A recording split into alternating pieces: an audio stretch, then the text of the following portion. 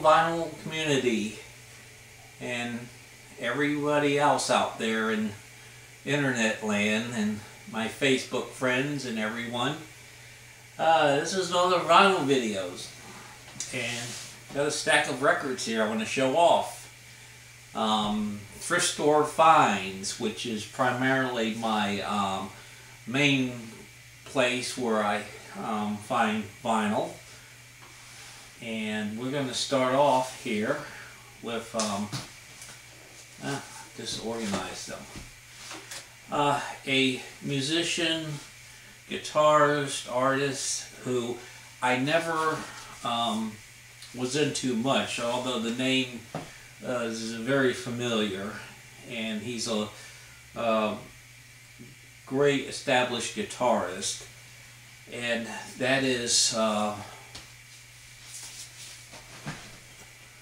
Robin Trower. I found these two, and these are back-to-back releases. This came out first, and very successful, critically acclaimed, and then the second album. The first is Bridges of Signs, and this did very well for Robin Trower, and his music is very, associated artists is like people associate with him, Jimi Hendrix, Jeff Beck, any guitar mastermind type of artist. And I was never into Robin Trower, although I knew who he was and all that. But I started listening to these albums last night, and I thought, I gotta take more of an interest now. But anyway, there they are, back to back. And this came out in what, 1974. A year later, 75. For Earth Below and Bridges of Signs. That's pretty cool. And all these albums are, the vinyl's in excellent condition, or as excellent as can be for being used, and the covers are anywhere from decent to very good condition. This next album is by an artist we all know, singer-songwriter, and it still is popular, but his big heyday was in the 70s and early 80s, and I'm talking about Jackson Browne, Lake for the Sky. Look at that cover there. I love that car. And actually, I never heard any of these songs or any bit of this album, because none of these songs got any radio play that I know of, at least not in our area. I guess they weren't commercial enough, but I was looking on the internet, and to get people's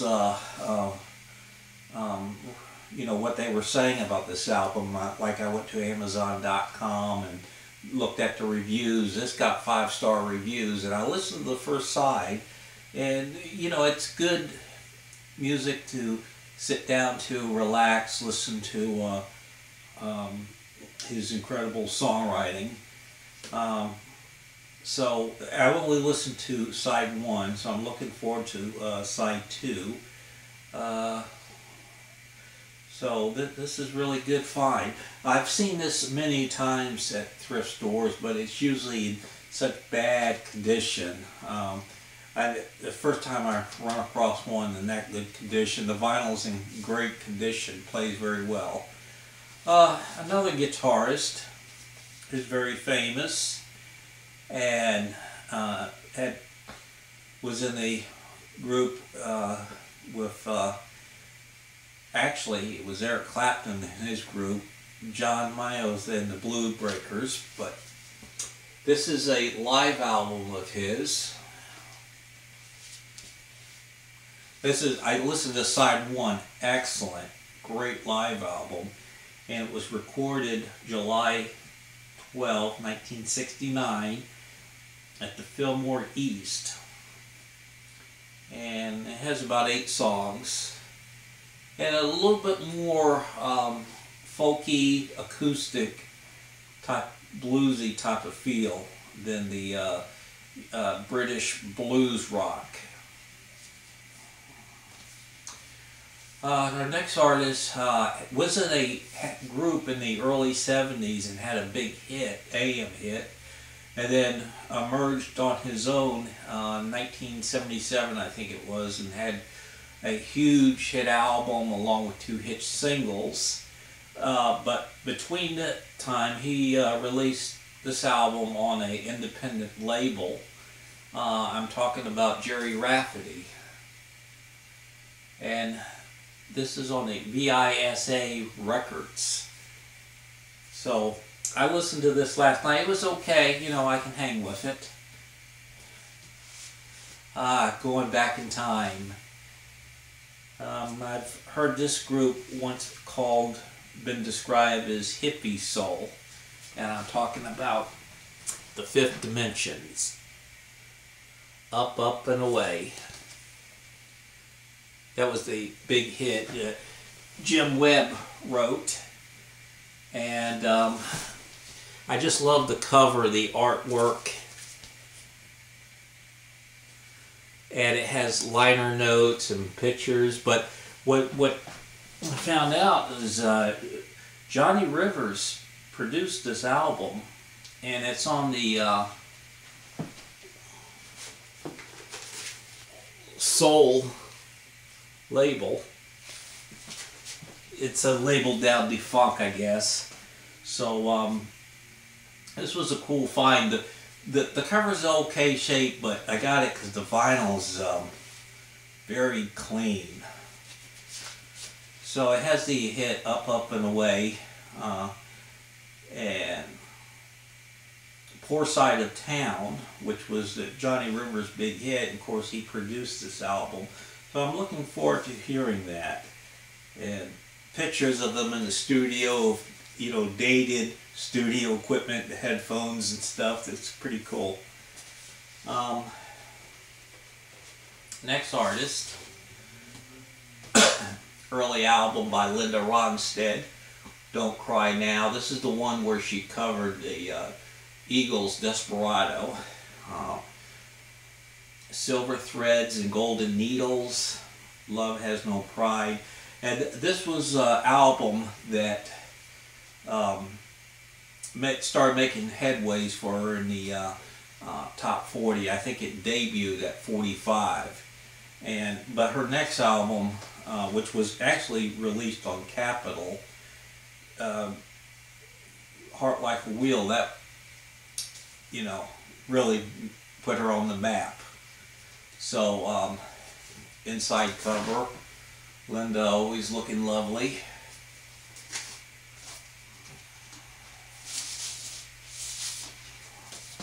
And years later, Linda Ronstadt's Greatest Hits Volume 2. Gatefold, credits inside, hits like It's So Easy. Of course, she did not write her own stuff. She did covers. It's So Easy, Hurt So Good, Back in the USA, Ooh Baby, Poor Pitiful Me, War is Evil, Tumbling Dice, Just One Look, along with a few more other songs. So this is pretty clean. The vinyl's in good condition.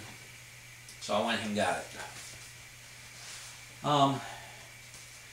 This is another singer-songwriter artist, and who had a huge hit album, several hit albums, but one really big one, and a lot of hit singles, and wrote songs for other people. I'm talking about Carole King and her when did this come out? It doesn't have a date on it. I would say 1978 release, Thoroughbred. And I haven't heard this yet. This was not a huge seller, or I don't think any of these songs got on radio, but it was in good condition. I thought I'd pick it up. And it, by the way, it was the last album produced by Lou Adler, who produced those string of big hit records for her. And the last one, we're back to Jackson Browne. This replaced my old worn out copy, Jackson Browne, The Pretender. And this is when I, as a lot of people did, started really getting into his music. You know, he started, his albums this went top 10, and he had a string of successful albums and singles. And this is probably my favorite. And Running on Empty was the follow-up, very successful. So those are the stack of records I got last night for $1.99 each.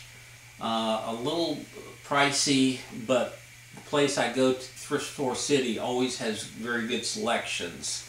So about $20 worth of records there, but I get the whole album. They all sound great. And if I went to iTunes, you know, what, $1 a song, so I get 20 songs, but here I get these great albums.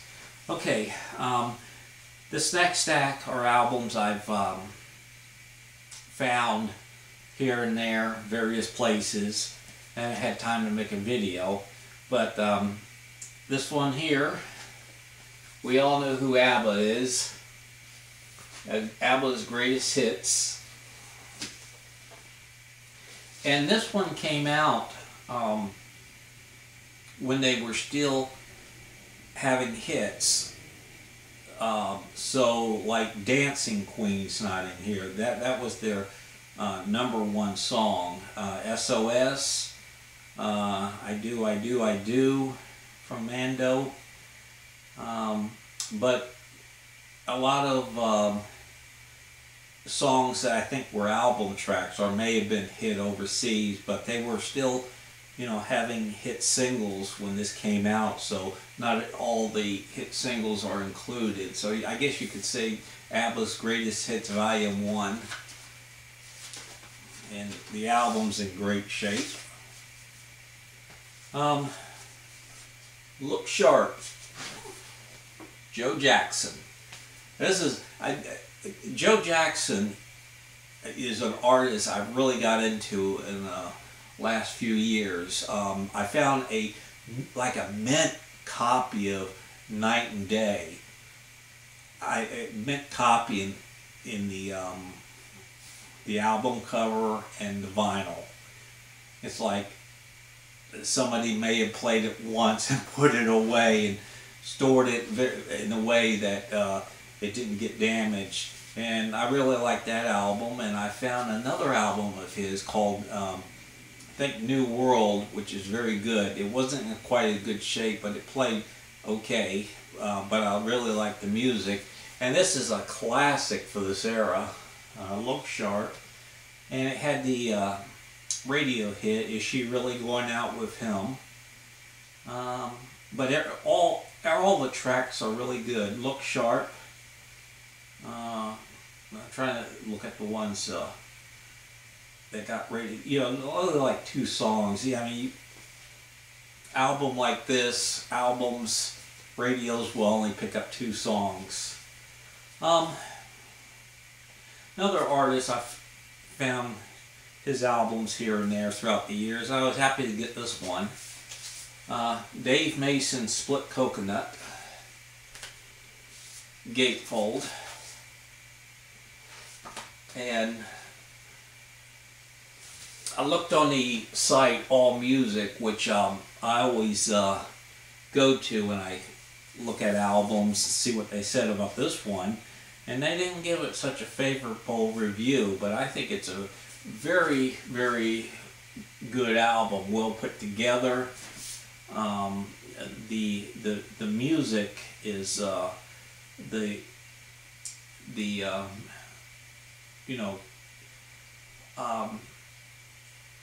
musicship is really, really good.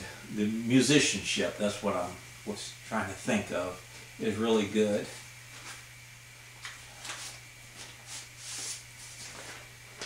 Nothing there but blue, like a cloud. And get this back in there. Okay, moving on. The Brother Johnson. Produced and arranged by Quincy Jones. And this had the hit Strawberry Letter Number 23. And I think that made like the top 10. Good condition, good album. You know, if you like that era of funk music, it's good. And Quincy Jones produced a number of their albums, and they said that was like his the runner-up to when he got to producing Michael Jackson, because you could listen to this and feel some of the same production values that was in the Michael Jackson albums in here.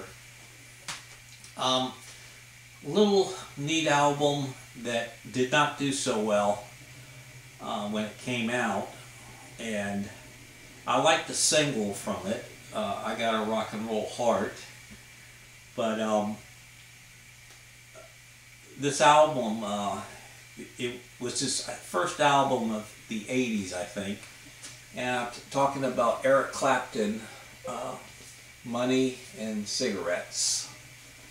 A pretty good rockin' album, and you know, he had changed his band, and there's somebody on this who's another famous musician. Ry Cooder is on it, Donald Duck Dunn, and Albert Lee. So if you ever see this at a thrift store, I highly recommend it. This was interesting. I already had one compilation, but this one's a little bit better. It's an anthology, Diana Ross and the Supremes, 3-album set. It folds out. Whoops, booklet there. And the vinyl's in really good shape, and it plays really well. Get this out of there. So all their singles and album tracks. Of course, to me, the Diana Ross Supremes was more of a single group, you know, who released singles, and it comes with a booklet, which is neat. Booklet of pictures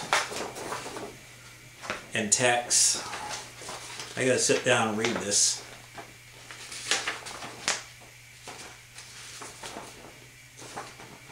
And the vinyl's in pretty good shape. It plays really well, so not bad for a $1.99.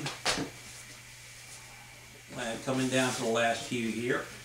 The cover's in rough shape, but they had it marked down 99 cents, so I said, the heck with it, I'll go with it. Talking about Foghat, Stone Blue.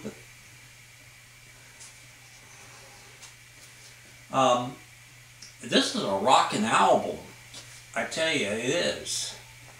And when I was Stone Blue, rock and roll sure helped me through. I enjoyed this tremendously. I'm not much of a Foghat fan, but this was a good album. A rare unopened album by a very famous artist. This is not one of his better 80s album, although he did have a big hit off of it, called Nikita, talking about Elton John.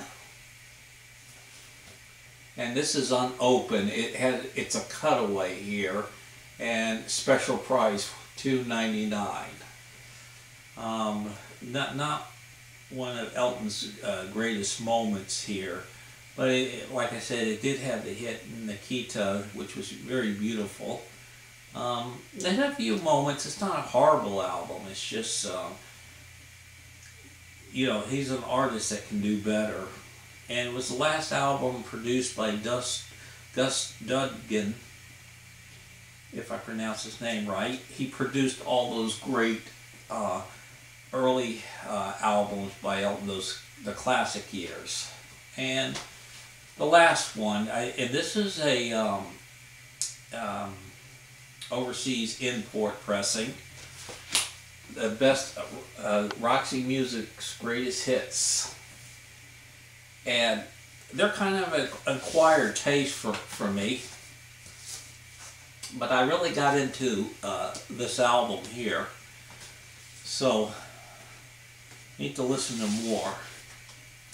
Okay, that's it. I don't want to keep this video any longer. I want to just say hello to everybody, all my friends, Rob from Boston especially, all my friends in the vinyl community, all my friends who know me, everyone who listens.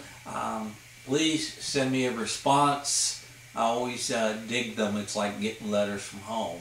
So until I'll see you about another month or so when I get more vinyl. It takes about that long. I tried to buy 100 used vinyls a year, and I think this stack here will put me over my limit. So that's good.